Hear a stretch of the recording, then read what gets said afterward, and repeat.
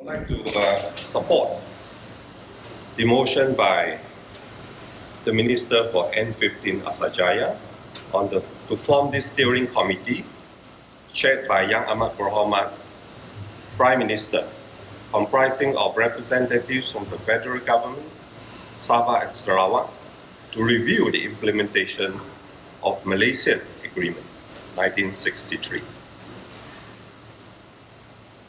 And I would like to congratulate the Honourable Member for Pak Kalalan and members from the opposite bench for supporting this motion. Please, MP for Staffing, sorry, he's laughing. Anyway, please don't just talk. Give us back full autonomy on education and health, as promised before GE 14.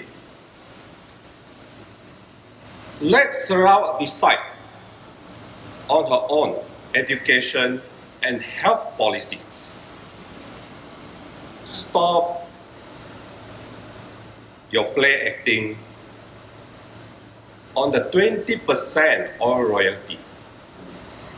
Don't associate 20% oil royalty with trying to give us back health and education.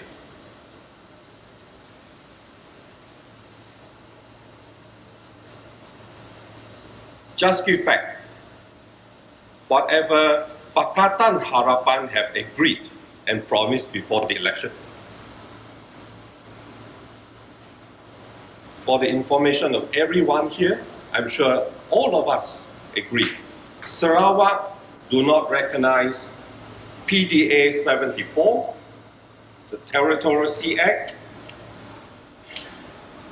as it has not been passed through Sarawak's due. Sarawak acknowledges full ownership of our oil and gas, and this right to our land and resources is non-negotiable.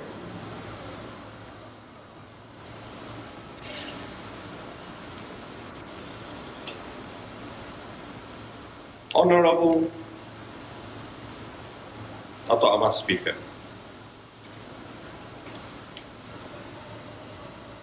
this is the best time for all of us who hold Sarawak, Fairland Sarawak, dear to our hearts. This is the right time to revisit MA 63 and to assess the breaches of MA 63 by the federal government. We deserve the right to determine the actual views of all eligible Sarawakians, and if these breaches have been made, we have the right to determine our position in Malaysia. This is to show the federal government how this fixed deposit and kingmaker really feels after so many years of neglect and breaches, as well as the unacceptable imposition, directly or indirectly, of the racial, religious, and cultural influences which are detrimental to our unity in diversity. We all have to stay united as Sarawakians to achieve this goal. And there is no better time than now to demand for these rights back. Friends from KL used to ask me why we appear to be more restless now and even more opinionated on Sarawak issues. And they ask why this feeling of regionalism is coming back with such vigor and fervor. Two things comes into my mind. Our friends and Malaysians in general, friends from KL, friends from Semenanjung, they do not realize that there is an MA 63 an agreement between Sarawak, Sabah, Singapore, and the Federated Malaysian States initially. With MA63, without MA63, there is no Malaysia. And this so-called new Malaysia, us Sarawakians are waking up to taking a stand not only for us, for ourselves, but for the future generations of Sarawakians. We are deeply concerned about the purported restoration of MA63 from Putrajaya and the payment of 20% oil royalty and gas from Petronas based on production. Until the federal government returns Sarawak's powers as contained in MA63, Sarawakians will continue to harp on it, from the dune to the coffee shops. Many are fed up with the procrastination of pledges and promises from Pakatan Harapan. Before the election, Pakatan Harapan made copious promises on the return of our rights. The new government has been formed, but they are still dragging their feet on the returning of autonomy back to us.